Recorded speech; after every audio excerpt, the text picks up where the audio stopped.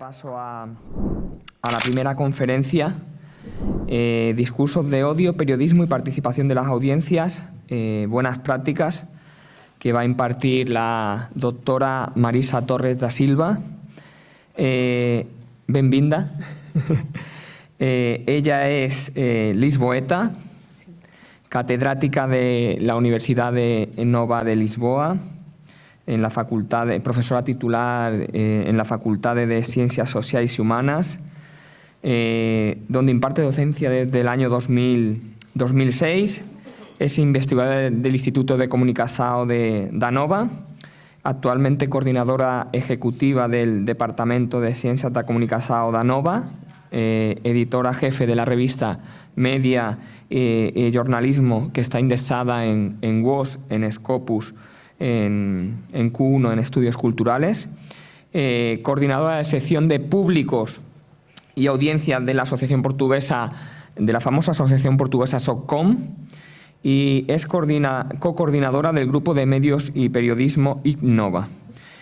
Sus líneas de investigación incluyen el periodismo, la democracia y audiencias, los discursos del odio, de los que va a hablar hoy, la alfabetización cívica y periodística, el consumo de noticias, la investigación de las audiencias, el periodismo de investigación y el periodismo cultural, entre otros focos de interés. Yo, antes de darle paso, me parece una ponencia muy interesante y muy de actualidad, evidentemente. Ayer justo teníamos en la Universidad de Extremadura el Día del Centro de la facultad de la que soy decano, de la Facultad de Comunicación, y la ponente, Mar García, hablaba precisamente de pensar para ser libres. Y el alcalde estaba en la mesa y tomó el guante y dijo que hay que pensar para ser libres, pero que también tenemos que ser tolerantes, que estamos en una sociedad que cada vez nos falta más la tolerancia. Así que vamos a escuchar atentamente a la profesora Marisa Torres da Silva, que seguro nos va a hablar de esas buenas prácticas que hacen falta para combatir el discurso del odio y, de manera indirecta, también la desinformación. Muchísimas gracias, Marisa Torres da Silva. Benvinda a Escola Doctoral de Primavera del programa de doctorado interuniversitario en comunicación. Muchas gracias. Bueno, muchas gracias, profesor Daniel, por tan amable presentación. Intentaré hablar en castellano, en portuñol, si necesario, pero creo que nos entenderemos todos. Los slides de la presentación están en portugués, pero creo que no es difícil de entenderlos. Y es un inmenso placer y un honor estar aquí en Huelva, en tan buena y prestigiosa compañía, en la Escuela Doctoral de Primavera de este programa interuniversitario de doctorado en comunicación tan estimulante, tanto en cantidad como en calidad. Es un placer inmenso estar aquí con ustedes. Y el programa promete. Me ha tocado la responsabilidad de abrir las hostilidades, en el buen sentido. Y tengo muchas ganas de compartir, de dialogar, escuchar también y aprender con todos vosotros. Y mi agradecimiento especial al profesor Ignacio Aguadé, que me hizo esta invitación, que me hizo muy feliz. Y por eso es muy bueno estar aquí en Huelva y espero compartir y aprender con todos vosotros. Esta presentación se basa en un proyecto que fue financiado por la Autoridad Reguladora de Medios de Comunicación de Portugal. Fue un proyecto que tuvo lugar entre 2019 y 2021 y originó este libro, que fue publicado por una editora portuguesa. Fue coordinada por mí, pero contó con una pequeña, pero en mi opinión fantástica equipa. João Gonçalves, él es actualmente profesor en la Universidad Erasmus de Rotterdam. Pedro Coelho, mi colega en el Departamento de Ciencias de la Comunicación, un académico, pero también periodista y periodista de investigación, uno de los grandes en Portugal. y también María José Brites, profesora asociada de la Universidad Lusófona.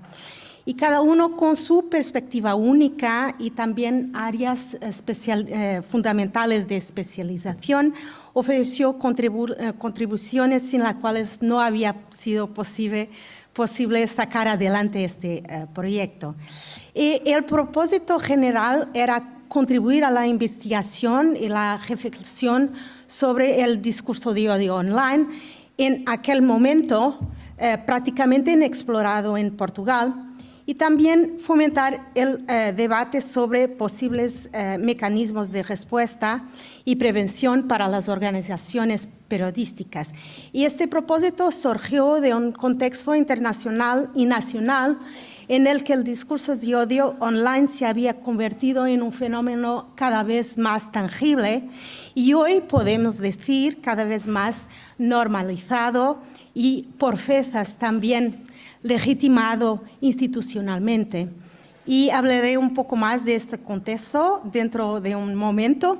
Y me gustaría también de hablar del germen de este proyecto y también de mi interés personal por el tema del discurso de odio en su relación con periodismo participativo, porque he siempre buscado comprender la compleja relación entre periodismo y sus audiencias, desde las cartas de los lectores, que fue el tema de mi doctorado, hasta los comentarios online, y la hipótesis de que los nuevos espacios participativos proporcionados por las nuevas tecnologías y en particular en el entorno online y en los comentarios online se enfrentarían con contenidos cada vez más marcadamente tóxicos y de odio, y eso generaría nuevos desafíos para las organizaciones periodísticas.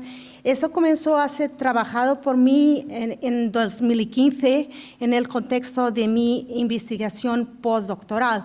Este fue un momento marcado por sucesivas crisis económicas en lo que la Europa se refiere, también marcado por la crisis migratoria, en el miedo al otro que venía de fuera y por tanto sería amenazante y causaría daño social.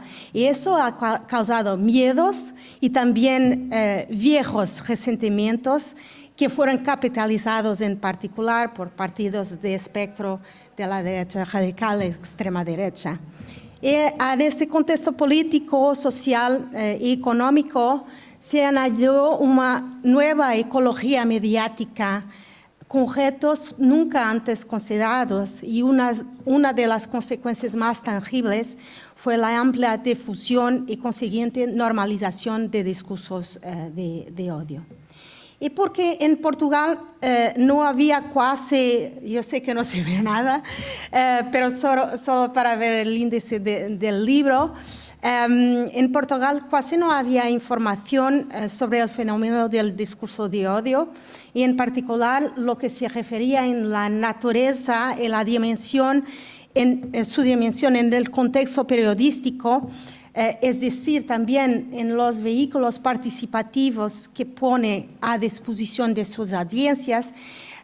Nosotros sentimos la necesidad de elaborar una contribución más amplia que fuera capaz de ofrecer pistas para la investigación y la reflexión sobre el discurso de odio online.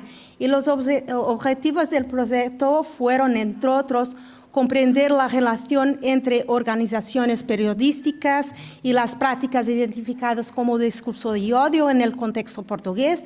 También comprender el tipo de responsabilidad ética y legal de las organizaciones periodísticas en la recepción, la difusión y también la prevención del discurso de odio en el contexto de los comentarios de los lectores a las noticias, y también examinar las prácticas, procedimientos y decisiones de moderación tanto a nivel internacional como nacional. También un otro objetivo, analizar a las ocurrencias, categorías, patrones de discurso de odio en los comentarios online para clarificar definiciones prácticas del discurso del odio de forma que pudieran ser útiles para la moderación de estos espacios y clarificar así posibles formas de intervención de los profesionales.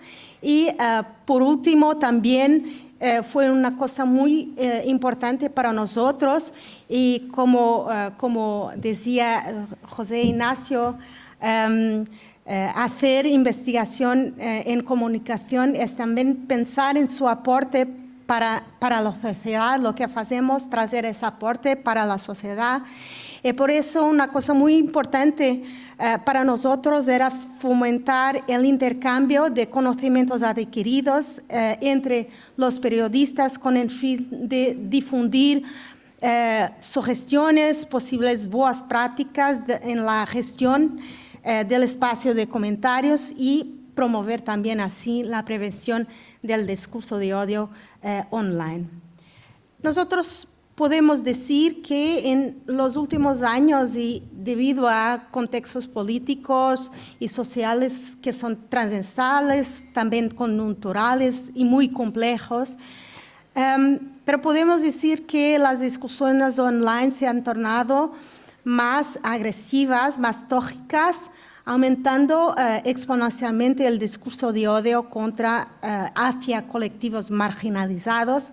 Esto ha convertido el ambiente online en un ambiente desagradable, pero más que eso, peligroso, silenciando e intimidando voces en el espacio público, hiriendo la dignidad humana, discriminando y fomentando la intolerancia hacia determinados colectivos. En este sentido, nos podemos decir que la posibilidad de deliberación desaparece ante mensajes que fieren la dignidad humana, discriminan y fomentan la intolerancia hacia determinados colectivos. Y de hecho, como he dicho, podemos rastrear esta mayor visibilidad del discurso de odio hasta la crisis migratoria de 2015 y la afluencia masiva de refugiados que intentaban escapar de la guerra de Siria. Y eso se convirtió en un motor de odio alimentado por la intolerancia y el miedo al otro. Un estudio de World Editor Forum, publicado en 2016, nos decía exactamente que en la Europa la inmigración era el tema que más promovía el odio en las redes sociales, pero también en los sitios de medios de noticias online. Esta narrativa anti-inmigración ha sido adoptada por partidos políticos de derecha radical distanciados por el amplio espectro ideológico que alimenta estas corrientes de pensamiento. Estos partidos han encontrado un punto de convergencia en el odio. Y más tarde, en 2019, de hecho, diversas campañas en el contexto de las elecciones para el Parlamento Europeo pusieron de manifiesto la amplia difusión, pero también normalización del discurso de odio, especialmente en las redes sociales, pero con un innegable impacto en la vida cotidiana. Y más recientemente, varios momentos de campaña electoral internacional en varios contextos nacionales, la pandemia de COVID-19, recientes guerras, han mostrado cómo el discurso de odio impregna, pero más que eso, marca el tono de los debates en las redes sociales, en el ambiente digital. En el contexto actual, 2025, eso es aún más exacerbado, inflamado, visible y normalizado. Y los medios digitales, las redes sociales, que son las más faladas, no solo las redes sociales, pero los infomediarios digitales, pero también las propias organizaciones periodísticas han sido identificados como los vehículos predominantes para la circulación y amplificación del discurso de odio. Otra especificidad asociada a la presencia del discurso de odio online tiene que ver con una mayor probabilidad de normalización de este tipo de expresiones, favoreciendo un entorno en el que se pueden legitimar agresiones verbales discriminatorias. Y estudios recientes han también mostrado la posibilidad de insensibilización a los mensajes de odio online debido a una mayor exposición a este tipo de contenidos y como esto puede exacerbar la construcción de percepciones estigmatizantes de ciertas minorías. En otras palabras, la intolerancia, la aversión y el miedo al otro, los estereotipos negativos, la discriminación, que son procesos derivados de desigualdades sistémicas y también de opresión histórica, esos no son fenómenos propiamente nuevos, pero quizá nunca antes su expresión había sido tan visible, tan difundida, tan normalizada como hoy. Solo para decir que en Portugal, los datos en Portugal son escasos en lo que concerne al discurso de odio, porque no hay un seguimiento sistemático de este fenómeno.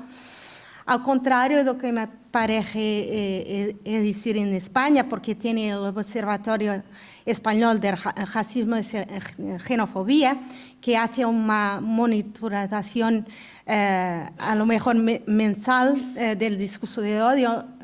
En Portugal no hay un observatorio, curiosamente, con el mismo nombre, pero esa monitorización sistemática no existe. Pero hay algunos estudios que nos permiten evaluar el problema a la escala nacional, y hablando específicamente de Portugal, hay un informe de 2022 sobre racismo y xenofobia y la normalización del discurso de odio en el espacio público de Internet. Ese relatorio destacaba, de hecho, cómo el racismo estructural arraigado en la sociedad portuguesa, fuertemente heredado de su pasado colonial, ha creado las condiciones necesarias a la banalización de las narrativas de odio y, sin embargo, esta normalización también se debe a un contexto político actual y a la estrategia seguida por algunos partidos, en particular con la difusión de expresiones xenófobas, racistas, especialmente a través del espacio digital. Y esta investigación menciona, junto al odio racial, un profundo en la sociedad portuguesa, creo que es similar a otros contextos, pero en Portugal es particularmente visible, un profundo antigitanismo y discursos intolerantes dirigidos a las poblaciones migrantes no blancas. Y las redes sociales, pero también los grandes medios de comunicación, se identificó como escenarios propicios para la visibilidad y exacerbación del discurso de odio. Y más recientemente en Portugal, creo que en España también hace a lo mejor más tiempo, pero en Portugal el odio ha ganado muy recientemente cada vez más terreno, ha contaminado la vida cotidiana. Hay una intolerancia que se desborda del espacio digital. Además, nos podemos decir que el contexto online o digital no es alejado del ambiente offline, pero la intolerancia, la discriminación se ha desbordado del espacio social, ocupa cada vez más espacio en las calles, en el Parlamento.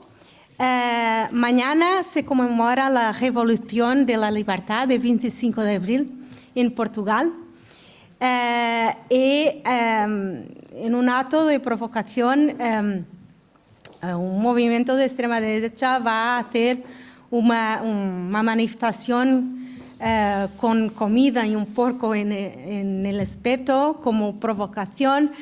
Hay cada vez más manifestaciones, actos de agresión que transbordan, que se hacen en las calles y también en el Parlamento.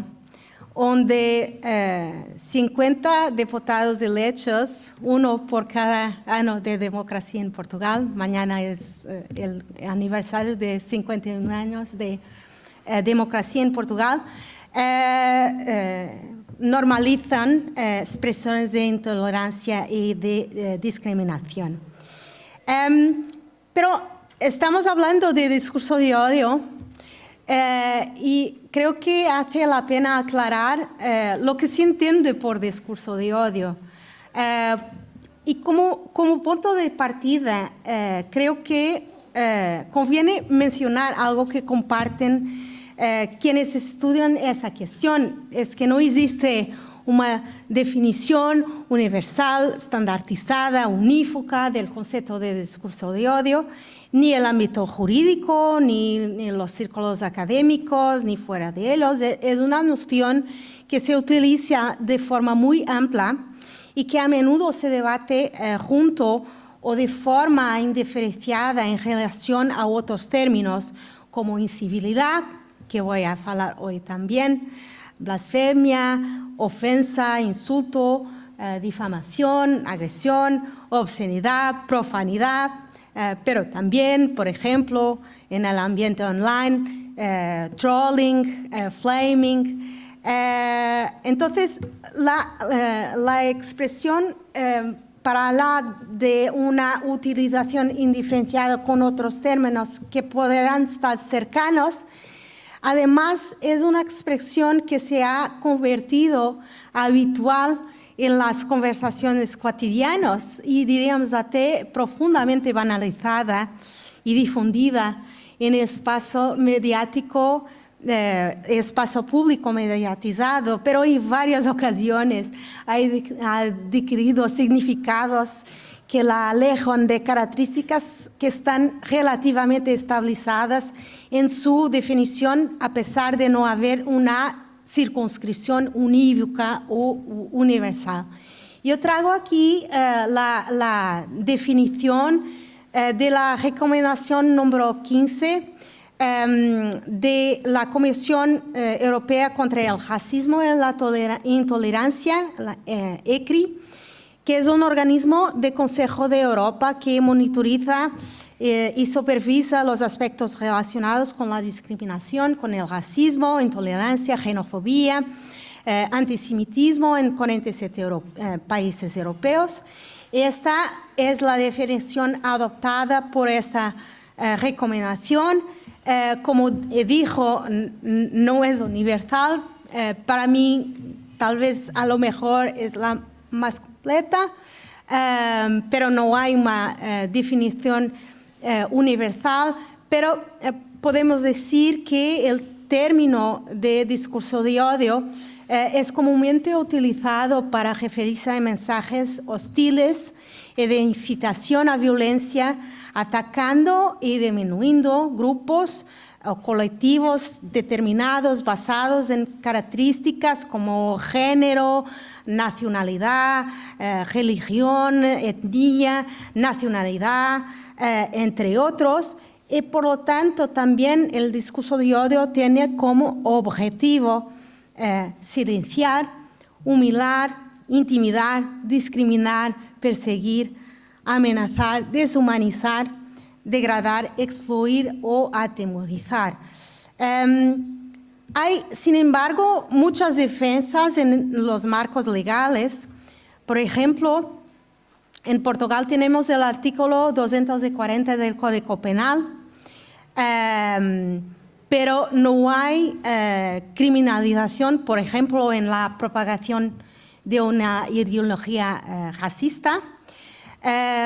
Hay diferencias en los marcos legales, hay también desacuerdos en las categorías protegidas o a los grupos a los que se dirige el discurso de odio, que varían dependiendo de circunstancias históricas, social, del contexto nacional. También hay diferencias si se ve o si se considera el discurso como una acción y por eso performativo en sí mismo, o si solo es problemático criminalizado si incita directamente a la violencia o la discriminación. Y por otro lado, hay obviamente el discurso de odio, para de ser una noción fluida, es profundamente contextual. Y hay que considerar aspectos como el tono de la expresión, el contexto en que se pronuncia y también la intención del hablante, que es muy difícil de comprobar, el dolo, y hay que decir que el contexto privado, público, es absolutamente fundamental, y también el contexto político general. Crisis económicas o momentos de gran instabilidad política, por ejemplo, son terrenos abonados para capitalizar descontentamientos. Y también hay que considerar el estatuto del orador. Hay diferencia entre si hablamos de alguien con relevancia pública, un líder político, partidista o un anónimo. Por otro lado, podemos decir que el discurso de odio, siendo el odio, la ira, resentimiento, el miedo, son estados emocionales que pueden no se expresar a través de manifestaciones abiertamente hiperbolizadas o agresivas. Hay un relatorio de la Comisión Europea que indica cómo, por ejemplo, recursos lúdicos o el humor ha sido utilizado extensivamente por movimientos extremistas. Por eso, muchas veces el discurso de odio no se manifiesta de forma visible, puede estar implícito, incluso utilizar otros recursos retóricos, como por ejemplo el humor.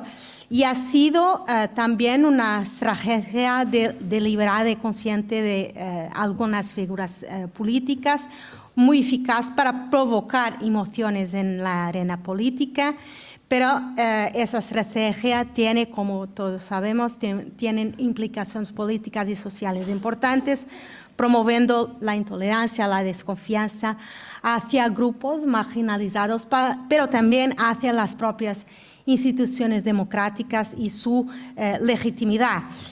Por tanto, es importante tener en cuenta que insultar o criticar abiertamente a alguien no constituye en sí mismo discurso de odio, a menos que teniendo en cuenta dimensiones como el contexto, la condición de la persona que lo profiere, la ofensa sea discriminatoria, intolerante, persecutoria, excluyente de un grupo objetivo concreto.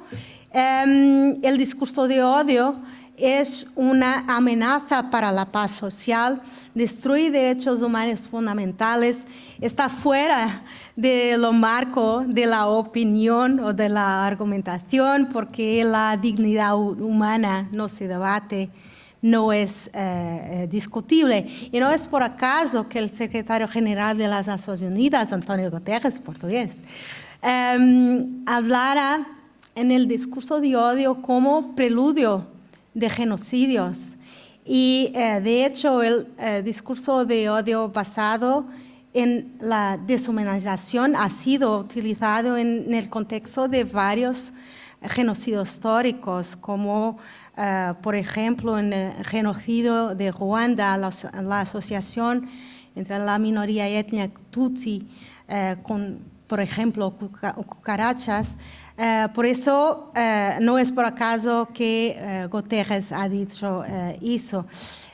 Y hay un conflicto, o un dicho conflicto entre discurso de odio, libertad de expresión, pero si pensamos en este supuesto conflicto, creo que el discurso de odio o la amenaza, la violencia, la incitación a la violencia, a la discriminación contra grupos vulnerables es inclusive despreciativa de la libertad de expresión porque no reconoce la dignidad humana de determinados grupos y atenta contra el bien común, amenazando la paz social.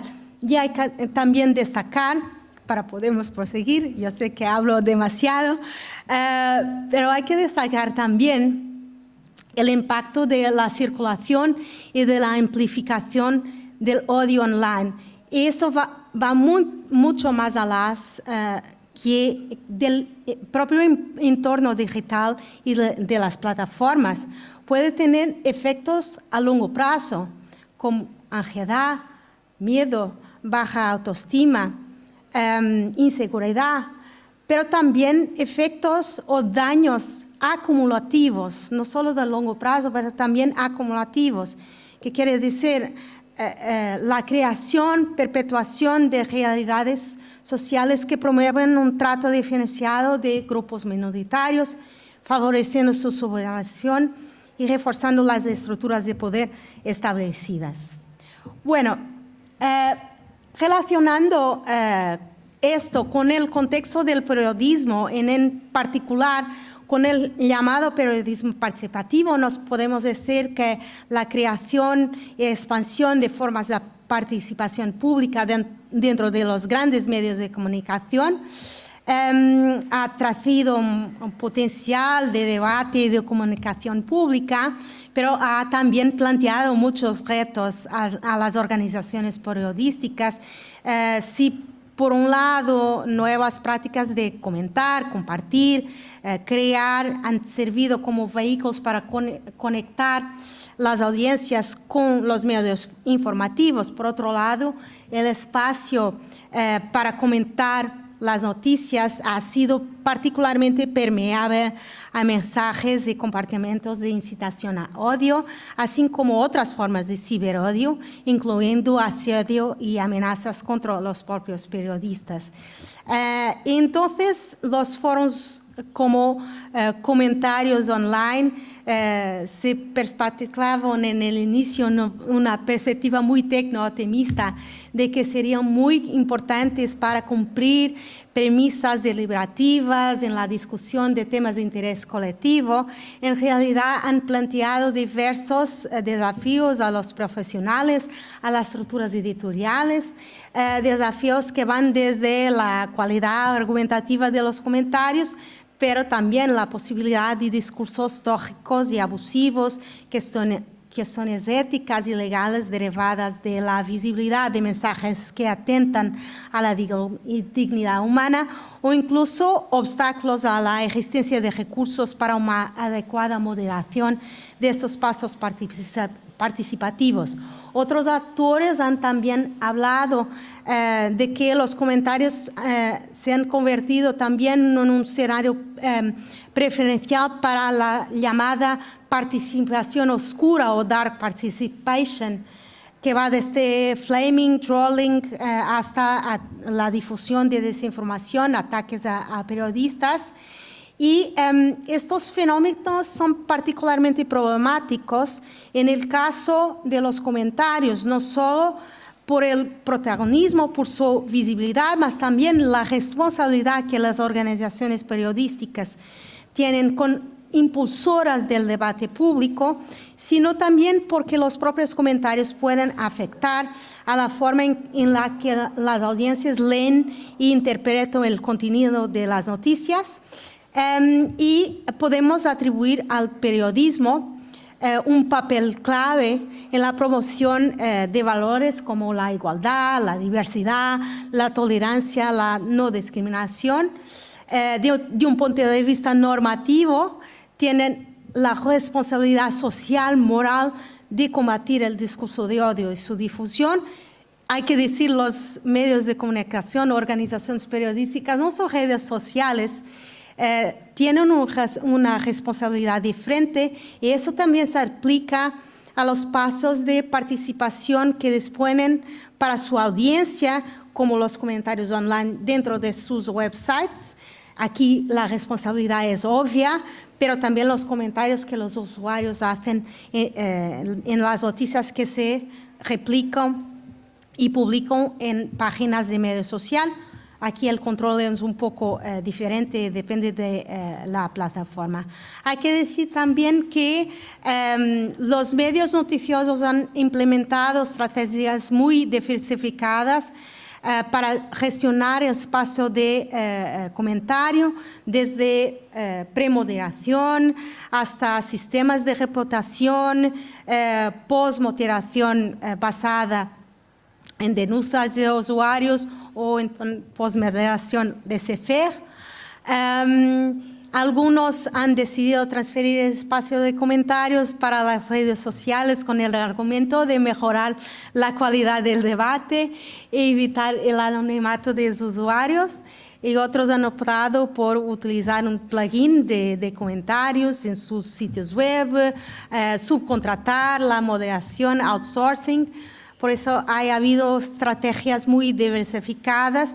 Y hay también que decir que para los periodistas, para las organizaciones periodísticas, las líneas entre comentarios que son abusivos o hostiles y entran en el ámbito de la libertad de expresión, y por otro lado, comentarios que atacan derechos fundamentales y entran en el ámbito de discurso de odio, no están claras por las organizaciones periodísticas, y hay varios estudios que comprueban esto.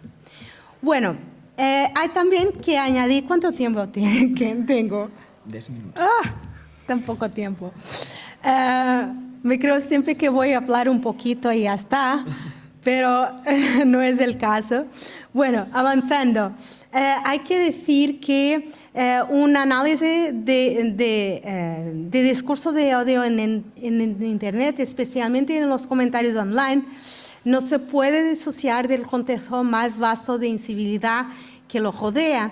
Y cuando incivilidad, negatividad se torna la norma en espacio discursivo, el contexto desencojará la participación civil. Entonces es un efecto en espiral. Y conviene también decir que la incivilidad también no es un concepto fácil de definir, pero podemos entenderlo como aquellos aspectos de discusión que conllevan un tono irrespetuoso hacia los temas o participantes en un foro determinado. Algunas formas más extremas tienen implicaciones para la democracia, formas extremas como el discurso de odio. Otras pueden considerarse necesarias para su funcionamiento. Papa Charisi, que es una autora de que gozo mucho, distingue entre rudeness, poor manners, la descortesía, que por veces también es necesaria, o cuestionar detentores de cargos públicos, cuestionar su competencia. Es necesario criticar abiertamente a alguien. Es necesario para la democracia, pero hay formas extremas de incivilidad que ponen en perigo derechos fundamentales. Por eso, ni todos los insultos son iguales y las consecuencias asociadas a la incivilidad pueden variar mucho en función de su tipo. Bueno, me queda poco tiempo para presentar el proyecto propiamente dicho, o una pequeña versión de este proyecto. Nos intentamos definir, no solo definir conceptualmente el discurso de odio, su dinámica en el entorno online, para también tener una contribución que pudiera ser utilizada por investigadores, ciudadanos, periodistas. Entonces hicimos un estudio de Casio en que analizamos la presencia de incivilidad, de discurso de odio en cajas de comentario online, y nos centramos en dos elecciones legislativas en Portugal, una de 10 años, 2015, y otra de 2019. Y hay que decir, la visibilidad de los comentarios online adquiere especial relevancia en los periodos electorales. Por eso ha sido una escuela consciente de esa importancia. Y también más atención a los comentarios, no solo por su visibilidad, pero también por la responsabilidad de las organizaciones periodísticas respecto al contenido publicado. Por tanto, los objetivos de esta pequeña parte de nuestro proyecto era evaluar el alcance y la prevalencia de incivilidad y del discurso de odio en los comentarios durante el periodo de campaña de estas dos elecciones, pero también investigar en qué medida este problema ha empeorado o disminuido entre los 4 años que discurrieron entre los dos actos electorales. Entonces, cogemos una muestra de varios medios de comunicación mainstream en Portugal, no los voy a explicar, y nos atentamos a periodos de campaña electoral, tanto en 2015 como 2019. La diferencia de corpos entre los dos marcos temporales, en el que 2019 aparecen mucho menos comentarios, es porque Expresso, uno de los principales periódicos en Portugal, en 2017 ha cerrado su caja de comentarios, y en 2015 era el medio que tenía una muestra más expresiva de comentarios. Y hay que decir que estas dos elecciones han sido particulares en Portugal. En mayo vamos a tener otras legislativas, un año después de las últimas.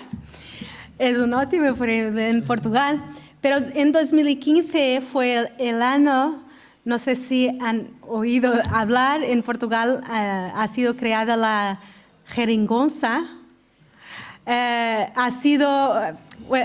El Partido Socialdemócrata en 2015 ha ganado las elecciones percentualmente, pero postelectoralmente los partidos de izquierda, el Partido Socialista, pero también Partido Comunista y Bloque de Izquierda han formado una coalición que se ha denominado como la Geringonça, que ha sido un término pejorativo, negativo al principio, pero se ha convertido como una bandera. En 2019, António Costa ha sido el líder de primer ministro durante muchos años. En 2019, el Partido Socialista ha ganado las elecciones con una mayoría relativa, pero en 2019, por primera vez, entró en el Parlamento 3 nuevos partidos: un partido de izquierda libre, un partido de derecha que es Iniciativa Liberal, y también por la primera vez el partido de extrema derecha Chega en 2019 con un diputado, 2022 con 12, 2024 con 50.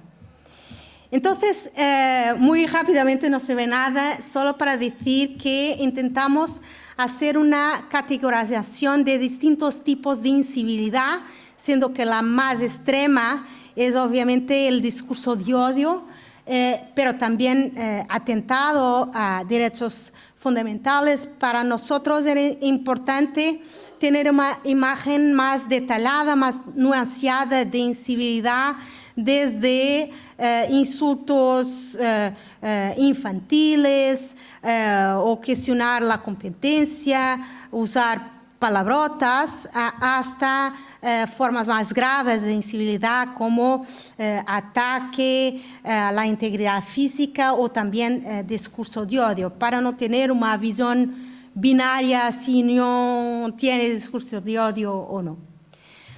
Bueno, los resultados de 2015 muy rápidamente.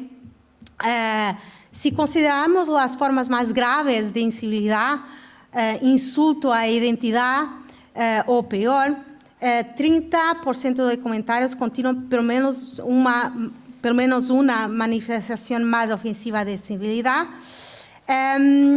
Las manifestaciones más graves tenían 1%, aunque el bajo porcentaje de estas categorías más graves puede parecer alentador, hay que tener en cuenta que estos contenidos se publican, no son en redes sociales, son dentro de las plataformas noticiosas más visibles del panorama nacional. También uno de los otros resultados, la gran mayoría de comentarios con discurso de odio atacaban políticos por motivos de identidad racial, orientación sexual, pero también género. Y otro de los resultados, la presencia del contenido de la incitación a odio, está disociada del contenido de la noticia. Por eso esa disociación de discurso de odio y contenido de la noticia ha sido uno de los resultados. Pero nos vemos que desde 2005, comparando con otro periodo homólogo 2019, nos vemos que la tasa de incidencia de incivilidad, sobre todo de las formas más graves de incivilidad, ha aumentado ligeramente. Y también hay que decir que encontramos, es uno de los otros resultados del estudio, hay una diferencia significativa en la eficacia de la moderación colaborativa o premoderación como estrategia de la gestión de comentarios frente a sistemas de gestión que son basados en postmoderación frente a los casos de ocurrencias de discurso de odio. Y comparando con 2019, de hecho, hay más formas graves de incivilidad, una ligera atención de formas más extremas, como el discurso de odio, pero nos hemos visto más que la cantidad, porque la cantidad es excesiva en temas de la responsabilidad de las organizaciones periodísticas, no propiamente en cantidad absoluta, pero uno de los resultados de la pesquisa ha sido el registro del cambio del tono del discurso de odio. Se continúa a verificar una disociación entre el contenido de la noticia y los comentarios, pero la naturaleza del odio y grupos a que se dirige el discurso de odio ha cambiado un poco entre 2015 y 2019. En cuanto que en 2015 el discurso de odio estaba concentrado en figuras particulares, políticas particulares, menudo Antonio Costa, hemos verificado que en 2019 se nota un cambio para un tono más insultuoso a nivel general, un discurso de odio excludente de determinados grupos sociales, en particular las comunidades gitanas. Y eso coincide, es un momento, y he traído también una nube de palabras, no soy muy fan de nuevas, porque eso no es, ¿qué quiere decir? Nada, solo palabras. Pero si vemos en 2015 la centralidad de Antonio Costa como protagonista de comentarios online de odio, en la izquierda tenemos la nube de palabras que no muestran nada, pero indican, muestran si analizamos las ocurrencias del discurso de odio, pero indican un tono ofensivo, discriminatorio, insultuoso, más general, más dirigido a grupos sociales particulares y en particular las comunidades gitanas. Y de hecho, hemos hecho, además de este análisis más cuantitativo de los comentarios, que eran muchos, hemos hecho también en 2019 un análisis de carácter cualitativo de una porción de comentarios de odio, en que hemos verificado que grupos inmigrantes, personas racializadas, pero sobre todo las comunidades gitanas como más visadas por el discurso de odio. Y hemos intentado también, no tengo tiempo de explicar, pero hemos intentado también hacer un abordaje cualitativa de categorías de discurso de odio, de tipos de discurso de odio. Y hemos encontrado expresiones de incitación a discriminación, estereotipización negativa, pero también en poca porción, es cierto, pero es grave porque son comentarios albergados por organizaciones periodísticas. Hemos encontrado una porción de comentarios de odio incitadores directamente o indirectamente a actos de violencia o genocidio. Por eso este proyecto, y para concluir y para dejar, perdona, soy pésima con micrófonos, para dejar algunas pistas para refletir, porque este proyecto tenía ese componente también práctico, científico, pero también de aporte social, de contribución para reflexión. Algunas recomendaciones que hemos dejado con este proyecto, definiendo, pero también analizando ocurrencias operacionalizadas, contextualizadas de discurso de odio, para que eso fuera útil para los propios periodistas.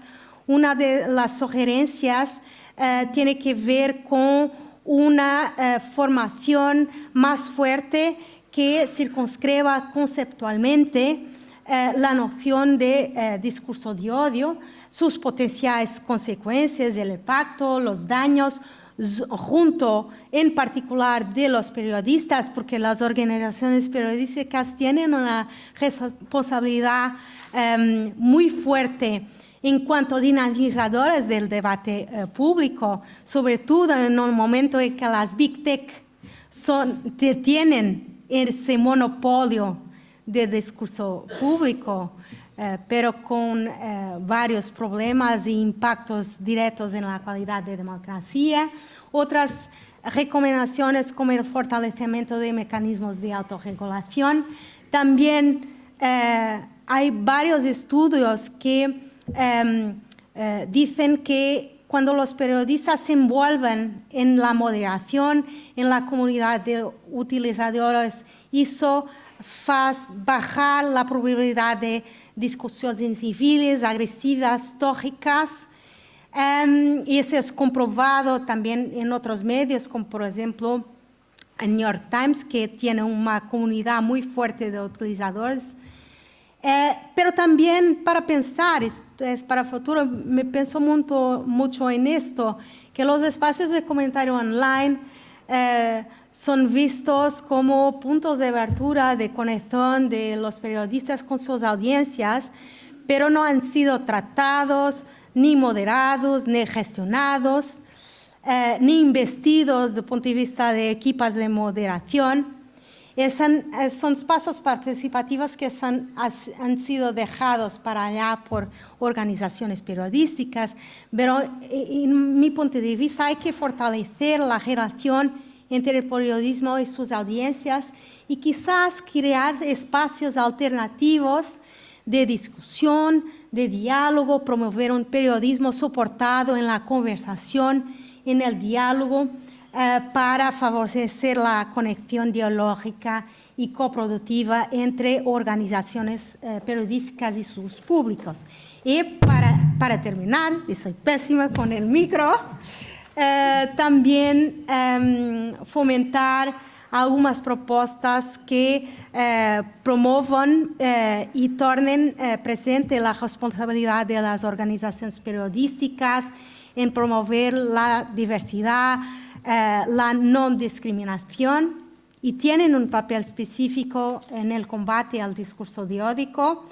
Y me creo que el debate, el diálogo dentro de las redacciones, eso hace falta.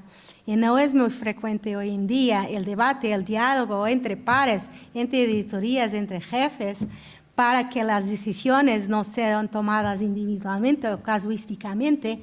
Eso es muy necesario, así como el fortalecimiento de códigos de conducta y acciones de formación. Perdone el tiempo que he demorado. Muchas gracias.